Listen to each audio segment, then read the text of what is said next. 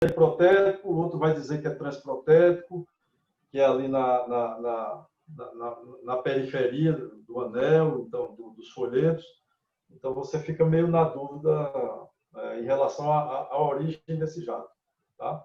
E como o Jordano já falou e já exemplificou mais cedo, nesses casos, a indicação de transesofágico é fundamental, tá? Para você definir, principalmente se o paciente é sintomático, se está havendo se há suspeita de repercussão hemodinâmica.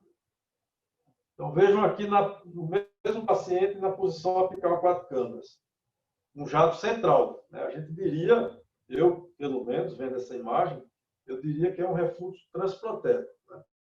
Muda um pouquinho a conotação, porque esse jato me diz que é um refluxo de grau para uma prótese, não deveria existir. Então, seria um refluxo importante. E aqui, a impressão que a gente tem é de que seja um refluxo transprotético. Transprotético. Concordo? Concordo. Vamos para o transesofágico. E aí? Aqui as posições invertem, tá, pessoal? O átrio esquerdo vem para cima, o ventrículo esquerdo está para baixo. Aqui estão os folhetos da prótese. Os folhetos são finos. É uma prótese recente, eu acho que tinha 2 anos de implante. E aí está aparecendo esse jato de refluxo, é um refluxo significativo. Mas a gente está vendo aqui que ele fica para dentro do anel. Né? Fica entre o anel e os folhetos, não fica à margem do anel. Então, dá a impressão de que se trata de um refluxo transprotético também. Na minha opinião, vendo essa imagem, eu diria que seria transprotético. Jordano, quer comentar alguma coisa? Eu ficaria ainda eu fico talvez um pouco na dúvida, porque o ponto onde você deve avaliar é o ponto onde você tem fluxo no ventrículo e no átrio, né? A gente não consegue ver o início do refluxo muito nitidamente, né? Para dizer se ele é na falha da coaptação. Mas, assim, como está para dentro do anel, até que prove o contrário, é transprotético, né? Mas, teoricamente, a gente tem que procurar a falha, né? A gente não esperaria um cleft aí. De qualquer forma, é dúvida, né? De qualquer forma, é um caso duvidoso, né? Você fica meio... Sim. Aí vem a ecocardiografia tridimensional para ajudar a gente. É lógico que você tem algumas manobras com a ecocardiografia transesofágica bidimensional que você pode tentar identificar melhor a origem. Mas esse caso foi tão duvidoso em todas as posições que eu só selecionei algumas imagens. Observe que a gente está vendo aqui a prótese em face, né? Aqui a visão do átrio esquerdo, o anel da prótese, os folhetos da prótese, quando ela é uma prótese novinha, quando ela não tem espessamento de prótese, eles são quase translucentes, como a gente está vendo aqui, os folhetos, quase translúcidos. Aqui é o apêndice atrial esquerdo, e o que chama a atenção não está na visão, não está na posição certa do cirurgião, porque a aorta está mais ou menos aqui na posição, e normalmente a gente deixa a aorta na posição 12 horas.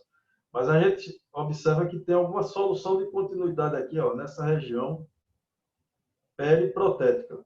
Tá? A gente pode até questionar, porque está aparecendo aqui uma falhazinha nessa região. Outra... Será que é dropout? Será que é uma falha de eco-ultrassom? Como é que a gente vai tirar a prova, então? Botando o mapeamento de fluxo a cores, né? Então, aqui é uma outra visão da imagem descolorizada. Observe um pedacinho do anel da prótese e um orifício aqui, ó, naquela região que eu mostrei no slide anterior. Quando a gente bota o mapeamento de fluxo a cores, aí a gente tira todas as dúvidas. Hein? Então, dá para perceber nitidamente que se trata de um refluxo periprotético.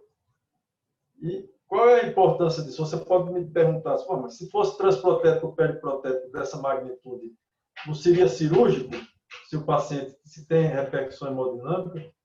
Em princípio, sim, mas existe uma outra alternativa de tratamento que você pode, que está surgindo cada vez mais e que você pode evitar uma cirurgia que seria tão desgastante para um paciente que já se submeteu a uma cirurgia prévia, que seria, obviamente, com a identificação do local da lesão, você fazer um implante percutâneo de um dispositivo específico para ocluir esse link periprotético sem a necessidade de submeter esse paciente a uma toracotomia, né? Então, para alguns tipos de situação, esse tipo de tratamento pode ser indicado, né? Então, é importante identificar a exata origem desse refluxo na vigência da possibilidade de um tratamento por via percutânea.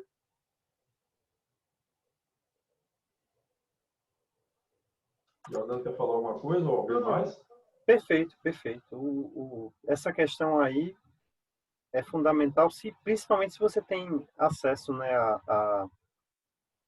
a fazer o procedimento percutâneo. Mas mesmo para o cirurgião que precise reoperar, me lembro que teve um caso, acho que foi até do Procap, que aí o cirurgião não precisou trocar a prótese.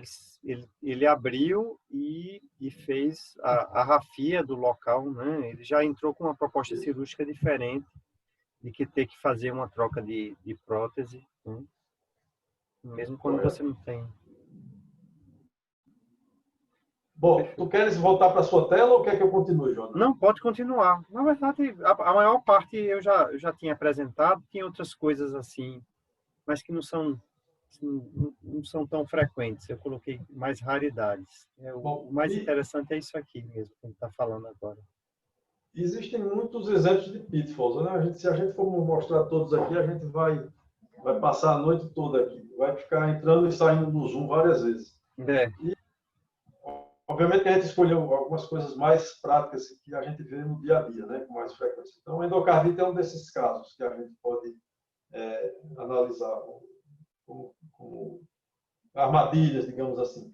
Vejam esse caso, o caso também lá do Procap, observem aqui um exame transtorácico de um paciente que tem um quadro clínico de endocardite, né? E que o primeiro exame a ser feito, obviamente, é o estudo transtorácico. Esse paciente tinha uma prótese biológica em posição aorta e uma prótese biológica em posição mitral, tá? Então, todo mundo está percebendo que aqui na face arterial, na face ventricular dessa prótese aórtica, existe essa estrutura aqui, uma estrutura ecodensa, móvel, uma coisa estranha, num doente que tem quadro clínico, até que se prove o contrário, isso é uma vegetação, né? Isso aqui é uma causa de pitfall também, paciente que submete a cirurgia de implante de prótese mitral, tá? Muita gente pode pensar que isso aqui é uma estrutura anômala, que é uma vegetação ou trombo, mas isso aqui são as cordoárias da válvula nativa, tá? Não é vegetação. A vegetação é essa daqui.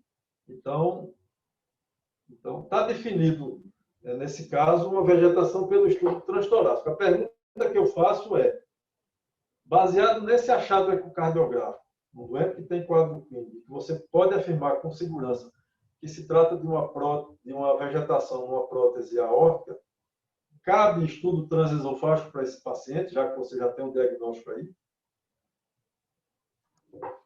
Eugênio tem uma máxima que toda endocardite, mesmo que seja evidente no torácico, sempre merece um esofágico, viu? Já peguei muita coisa que mudou completamente a conduta quando a gente faz pelo esofágico. Perfeito, Jordana. Era essa a resposta que eu queria mesmo. Então, vamos para o transesofágico. Porque o transesofágico tem uma maior possibilidade de dar informação sobre a eventual complicação que esses pacientes possam ter e que não costumam aparecer no estudo transtorácico. Nesse caso aqui, a mesma vegetação, a prótese aórtica, vejam como ela é móvel, e o que chama a atenção aqui, que tem uma sensibilidade muito maior de ser identificada pela ecocardiografia transesofágica em relação à ecocardiografia transtorácica, é essa complicação aqui, ó, um abscesso na fibrosa mitroaórtica. Vejam que a prótese mitral está normal, a vegetação está aqui na prótese aórtica biológica e tem essa área translucente aqui. É um abscesso na fibrosa mitroaórtica que a gente identificou com o ecocardiograma transesofágico. Agora, no torácico, dá para ver, dá para suspeitar, né? Exatamente. Depois que a gente viu essa imagem, a gente foi rever, porque não é uma coisa tão nítida, a gente foi rever a imagem transtorácica. Aqui embaixo da válvula dá para ver. Estou voltando aqui.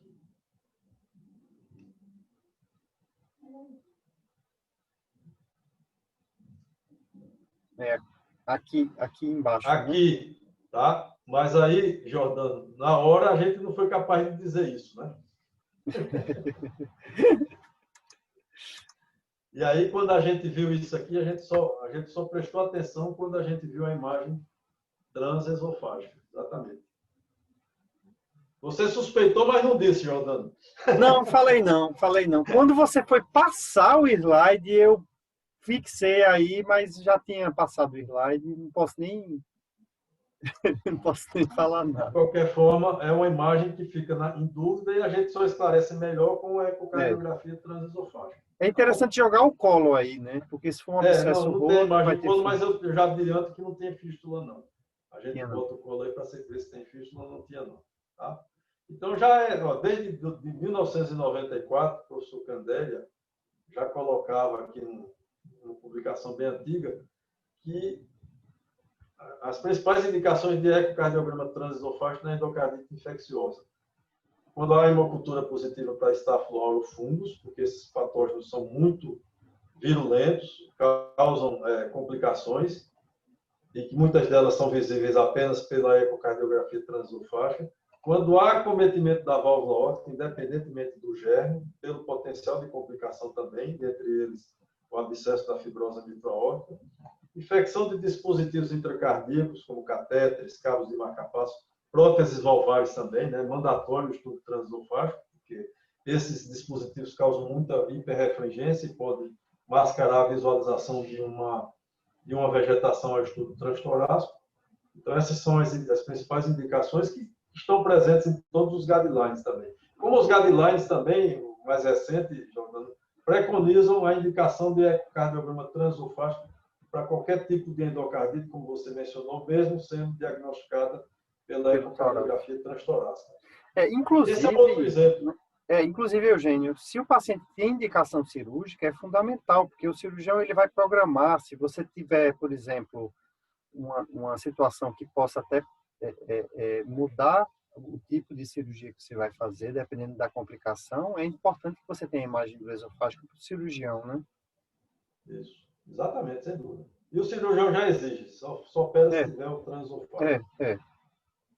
Esse é um outro exemplo, lá do Procap também, uma prótese, vocês vejam aqui uma prótese mecânica de duplo disco em posição mitral e num doente que tinha quadro clínico. Observem que a refringência da prótese, essa refringência no estudo transtorácico, fica direcionada para o lado atrial e isso dificulta a identificação de qualquer alteração na prótese, principalmente se for na face atrial, que é o mais comum. Seja vegetação, seja trombo, seja líquido periprotético, seja refluxo transprotético, essa refringência atrapalha muito a identificação dessas alterações, caso elas existam. Então, é mandatório, nesse tipo de situação, o estudo transesofágico, que é o que foi feito aqui, olha, o estudo transesofágico desse paciente, e aí a reverberação da prótese se posiciona no transesofágico para o lado ventricular, que é o lado que não interessa a gente, deixando a face atrial livre. E observe o que a gente nota aqui na região periprotética. Uma imagem nítida de uma vegetação, e dá para dizer, dá até para sugerir, pelo aspecto morfológico dessa vegetação, qual é o tipo de germe.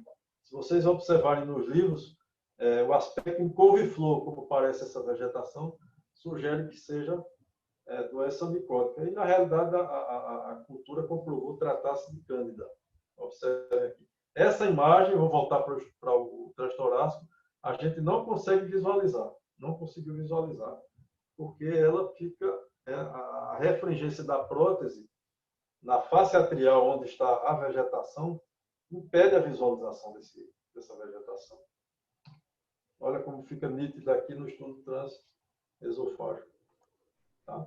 Então, Prótese cuidado. metálica, aí não tem dúvida. Tem que ser esofágico. Cuidado, isso.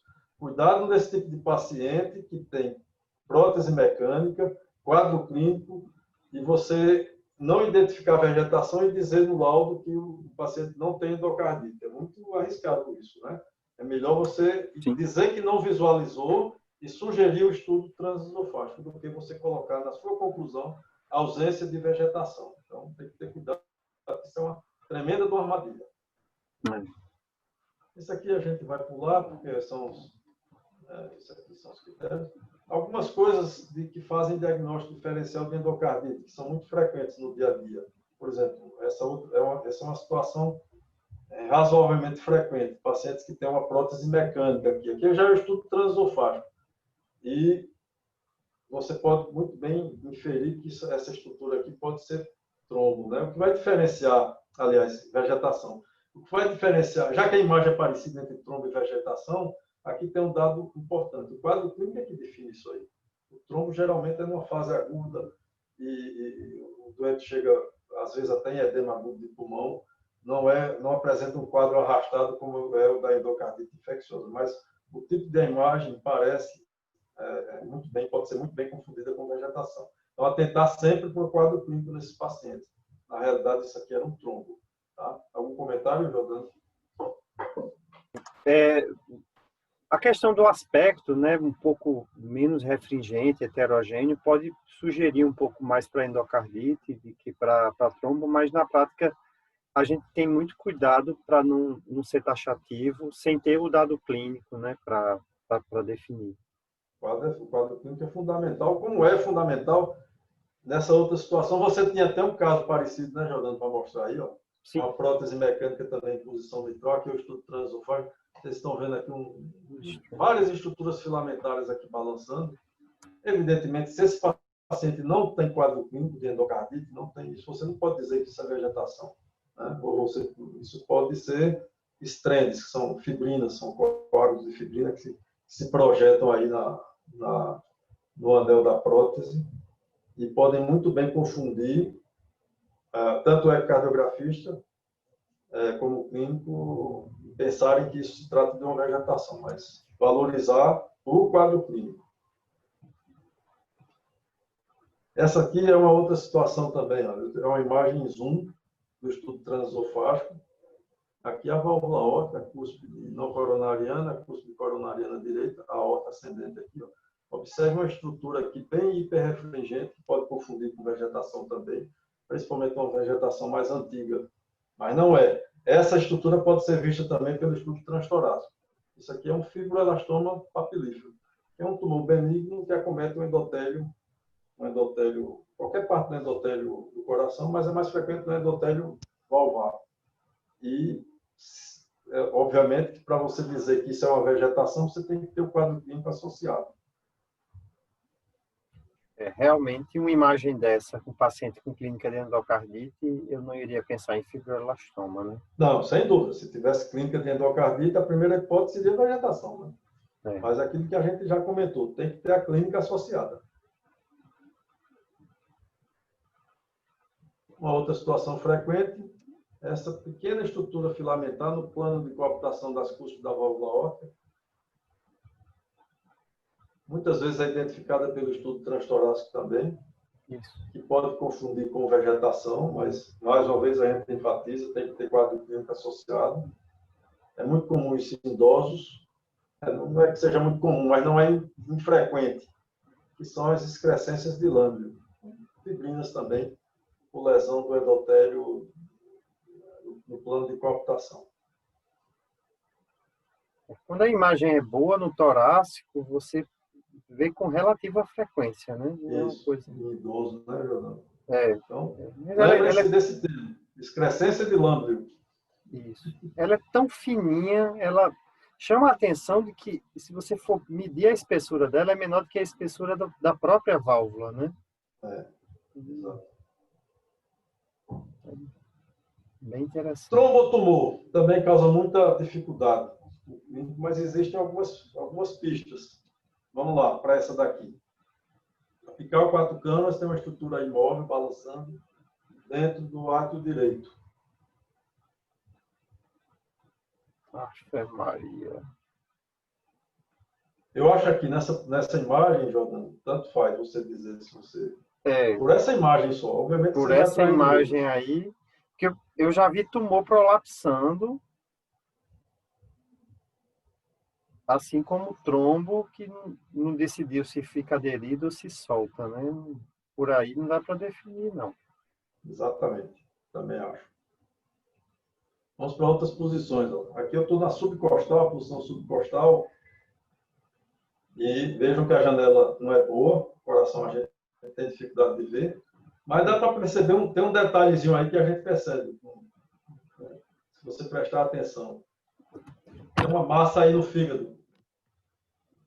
Aqui uma massa refrigério. Tá? Então a gente já fica mais. A gente já fica mais tentando prestar atenção aqui na cava. Tô vendo. Tá vendo? Tô vendo. Preenchimento aqui na luz da cava. E aí a gente já fica mais atento para a possibilidade de um hepatocarcinoma, que geralmente chega ao coração por contiguidade através da cava inferior, átrio direito, e é isso que o transesofágico comprova. Essa é a posição bicaval, cava superior, cava inferior, septo interatrial, átrio esquerdo, átrio direito, e vindo aqui da cava inferior, aquela massa que a gente viu naquela primeira imagem no corte apical 4 camas. Então, na realidade, isso aqui não é trombo, é um tumor, um hepatocarcinoma, invadindo o coração por contiguidade através da veia cava inferior. Tá? Mas pode muito bem confundir com um trombo. Hoje, com a ressonância, você consegue caracterizar melhor o tecido, mas houve uma época que a gente não tinha ressonância, que tinha, em alguns tumores, trombos, a gente tinha que fazer estudo contrastado, né? Também é uma boa possibilidade, porque você vai ver se tem vasculação, se o contraste... E dependendo do grau de vasculação que tem essa estrutura, você pode até dizer se é benigno ou maligno, né? E esse aqui é mais fácil de você dizer se é trombo ou é tumor. E tem uma dica importante. Aí sim. Vou deixar você mesmo comentar. Tá, vamos lá. A gente vê essa imagem atapetando aqui a ponta do ventrículo esquerdo. O diagnóstico diferencial seria trombo, tumor e endomiocárdio fibrose, né? Também. Né? Exato. Uma coisa chama a atenção. Por que um trombo ia se formar na ponta de um ventrículo esquerdo? Então, geralmente, você tem trombo quando você tem déficit, você tem estase sanguínea e déficit contrátil naquela região. Então, se vocês notarem, a contração aqui das porções médio-basais está praticamente normal, e você tem uma região discinética, não sei se talvez até aneurismática, mas uma discinesia evidente, e até que prove o contrário, isso aqui deve ser um trombo realmente, né?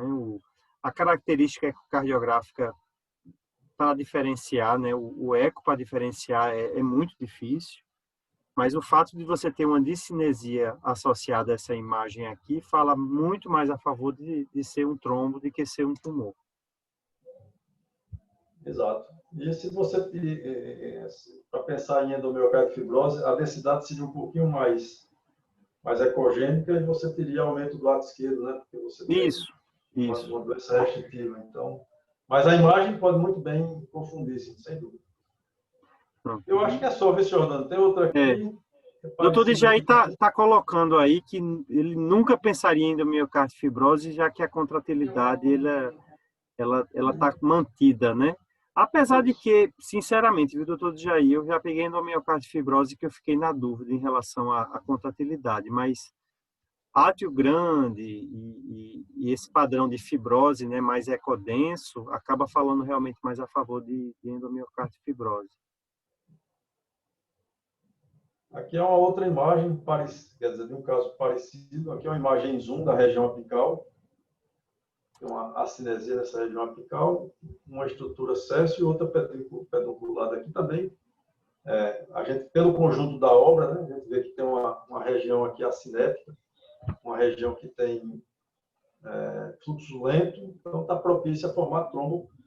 Você dificilmente vai pensar que isso aqui é um tumor, né, quando você observa essa imagem numa região que tem alteração de contratilidade. Então é mais fácil você acertar o diagnóstico dizendo que é trombo do que dizendo que é tumor. Eu acho que é só, viu, Jordano, nas minhas imagens. Pronto, perfeito. Tem doença da aorta aqui também, que é uma causa. Pronto, a gente tem 8 minutos. Vamos lá. Observe aqui, a imagem não ficou muito legal. Eu tinha visto ela melhor. Bom, de qualquer forma, isso aqui é um corte supraesternal do ecocardiograma transtorácico, e muita gente, às vezes, vê essa alteração aqui. Uma pequena estrutura aqui filamentar, no meio da aorta, do arco aórtico, balançando, e dá o diagnóstico de dissecção. Tá? Observe isso aqui. O que diferencia a dissecção de um pitfall é que na dissecção, um pitfall, você vê fluxo preenchendo toda a extensão da parede da aorta. Nesse caso, é um paciente que tem uma insuficiência aórtica, por isso que você tem um fluxo vermelho ali retornando. Tá? Mas observe a diferença de uma dissecção verdadeira, como ela tem um movimento totalmente aleatório. E observem que nessa imagem aqui que sugere o pitfall, ela tem essa estrutura balança de acordo com o movimento aqui da região anterior da parede do tórax. Ela tem o mesmo movimento. Então, isso é reverberação. Cuidado, que eu já vi muita gente pensar que isso aqui é dissecção e sugerir tomografia. Tá? Muito comum isso.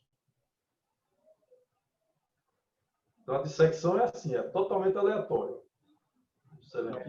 E o fluxo na dissecção, ele só percorre a luz verdadeira, não percorre a luz falsa. Aqui tem um pontinho de comunicação entre as duas luzes. Obviamente que aqui a imagem está melhor de ser analisada porque é um estudo transesofágico, mas não é daquele paciente, não. E outra coisa para finalizar é isso aqui, ó. Paciente que tem dor torácica típica, com a dor migratória que começa em cima e vai descendo no dorso, e você faz um ecocardiograma, tem um eletrocardiograma que não tem alteração isquêmica aguda, faz um eletrocardiograma transtorácico e não observa nada, não vá dizer que o exame é normal, tá? Você tem que sugerir, você tem que analisar o quadro clínico associado. Veja que a gente não observa nada aqui nessa imagem. Mas a imagem também não está ajudando muito. Né? A imagem é isso, exatamente. E a janela também não é bom. Tanto o quadro clínico era tão sugestivo que a gente encaminhou de cara esse paciente nem para ecocardiografia transesofágica, porque ele não estava em jejum. Fomos para tomografia. Observe aqui uma dissecção. Tá? Uma dissecção nítida, uma dissecção tipo A, ou seja, tinha dissecção na aorta ascendente também, que não foi visualizada na ecocardiografia transtorácica por motivos óbvios. Eu quis ver uma linhazinha aí, viu, Eugênio? Volta. Depois que a gente vê a imagem, né? Aqui, ó. Eita, deixa eu usar. Tá vendo aqui, né? Aqui. A gente ficou sempre na dúvida, né? Não, com certeza. E eu termino com uma frase importante, que resume tudo do que a gente falou aqui. De um filósofo francês, Claude Bernard. Quem não sabe o que procura, não encontra o que acha. Então, eu acho que o mais importante de tudo é você ter noção do quadro clínico do paciente, correlacionar os seus dados ecocardiográficos com o quadro clínico e entender a fisiopatologia das doenças. Isso é fundamental. Não, com certeza. Isso aí é a mensagem mais importante de toda a aula e é até um apelo que a gente faz, sendo ecocardiografista para o clínico, é colocar o motivo da solicitação, tá? A gente vê com muita frequência ecocardiograma sem motivo nenhum e a gente, às vezes, conversando com o paciente, a gente consegue encontrar uma situação que possa ter motivado o exame, mas nem sempre você vai entender. Então, não adianta. Determinadas manifestações pelo eco, você só encontra se você procurar. Eu nunca vou esquecer de um paciente que tinha 3 ecos normais, mas que tinha diagnóstico de doença de Chagas. E quando ele falou que tinha um exame de sangue que tinha doença de Chagas, eu inclinei um pouquinho mais o transdutor, rodei ele de 4 para 2 câmaras, inclinando um pouquinho mais e encontrei um aneurisma digitiforme apical. Tá? Mas porque você faz bem? Não, eu tive que procurar. Provavelmente eu ia dar o laudo que as outras pessoas que tinham feito esse exame tinham dado. Então, é uma coisa que, se você não for atrás, você não vai achar, tá certo? Isso, exatamente. É realmente muito importante. Ok, Eugênio. Olha, muito obrigado aí. Agradecer aí em nome do pessoal a presença. E foi excelente. Muito bom mesmo.